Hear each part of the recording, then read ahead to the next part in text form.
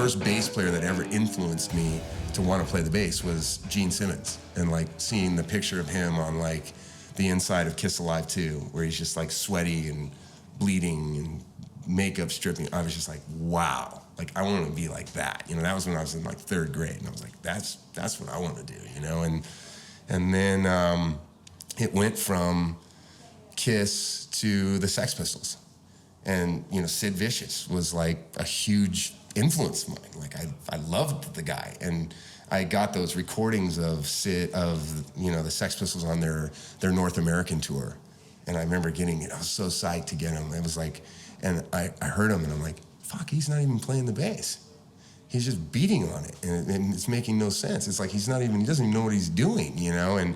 But again, Sid Vicious, you know, if people said who are the greatest bass players of all time, I would probably, in the top 10, I would put Sid Vicious on that list, because he made me want to play. I saw Billy Gibbons opening for Alice Cooper in 1974, I think it was, New Year's Eve, Buffalo, New York, and Billy Gibbons.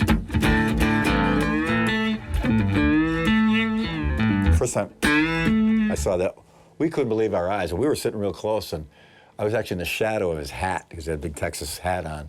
And he went, we looked at it, it's like, unbelievable, did you see that? So I went home and, I can't believe this works.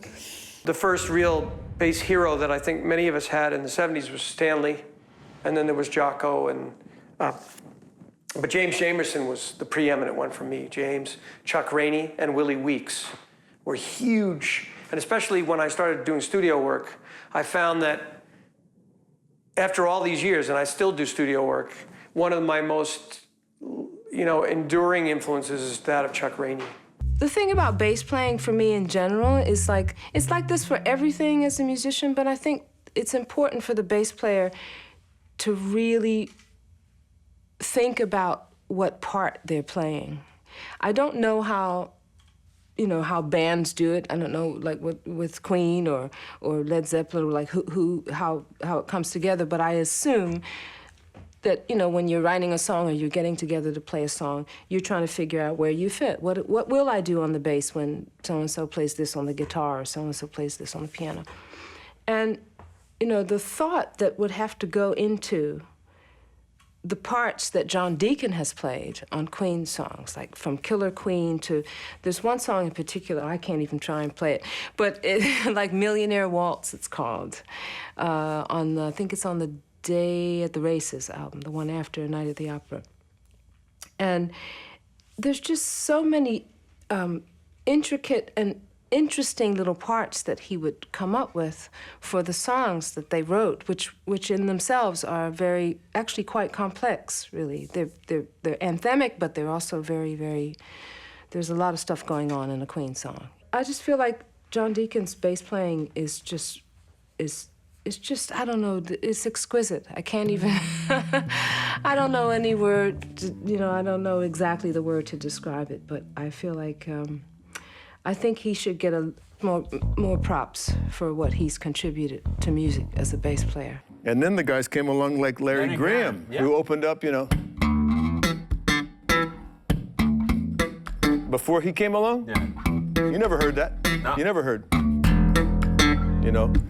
So he opened up a whole world for people to try to start experimenting with that thing. When Larry Graham came along with this stuff, it was like, wow. When my friends heard his playing, they came to me and just said, you gotta hear this guy, you will not believe. And I couldn't believe it was a bass, because he had all this pulling and slapping and yanking on the strings, and it was like, how do you get that sound? When my mother and I worked together, when I started playing bass, I was 15. We had drums, bass, and piano for a while. And then my mother decided there was going to be no more drums, just bass and piano. So now, to make up for not having that bass drum, I would thump the strings with my thumb. And to make up for not having that backbeat on the snare drum, I would pluck the strings with my fingers. So I'm basically trying to compensate for no drums, playing drums on the bass. And that's really how I came up with the style, out of necessity. When I first started getting into James Brown as a kid, obviously I was listening, it was just the overall thing, whatever that was. The sound, the intensity, I was drawn into that.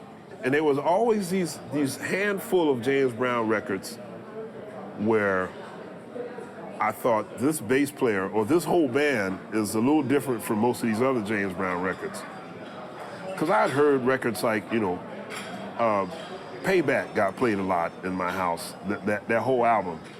All the JB's records like Doing It to Death and Give Me Some More and Pass the Peas and stuff like that, Get on the Good Foot, Make It Funky. And then all of the 60s stuff like Let Yourself Go, Get It Together, Cold Sweat.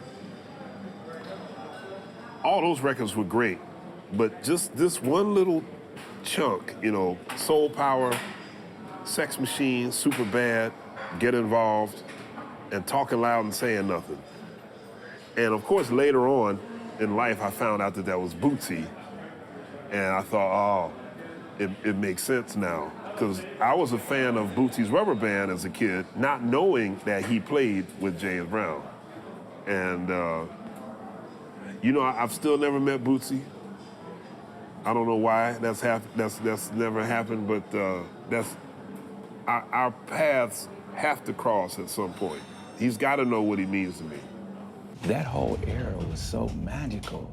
It was, it was so creative, self-expression, everything was going on in that time. And it's so amazing because we got a chance to see that and not only see it, be a part of it. Sometimes you have to be led, you have to be directed, without being preached to, without saying you better do this or you gotta do this.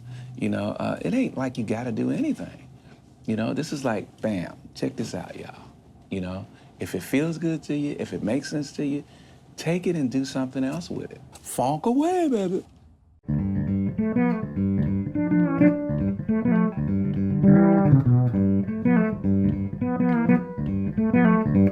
When I met Jacko in 1981 in Boston, a friend of mine who knew him, we were there and Weather Report were playing in the theatre that night, which we had tickets for. And he said, let's go down in the day and go and meet Jacko. And so we went down there and just as we were going in the theatre, he was walking out. So we said, hey, said hello. What huge fans we were. And we talked about music and all about the gig and all that. And he also sort of said that he was a juggler, keen juggler. And I was as well at the time. So we went out and we got some juggling bags and went on the common and had an afternoon of juggling and all that. Went back and had the sound check and enjoyed the gig and everything, and then bumped into him a few times after that. Yeah, it was phenomenal to meet your hero. 1, 2, 1, 2, 3, 4.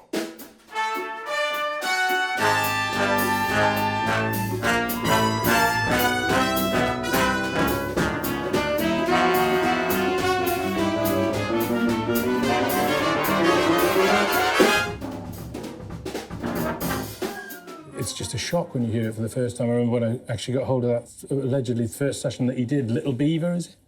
And put the album on, and I thought, because it's his first session, I didn't think that he would be developed into his sound. And I just listened to the first track because there's no credits on the thing, and I thought, I wonder if that's him. It could be in the second track. I wonder if that's him. And then suddenly, the track that he's on, instantly, you just hear the first note, and it's him on his fretless, fully formed, playing an immaculate groove.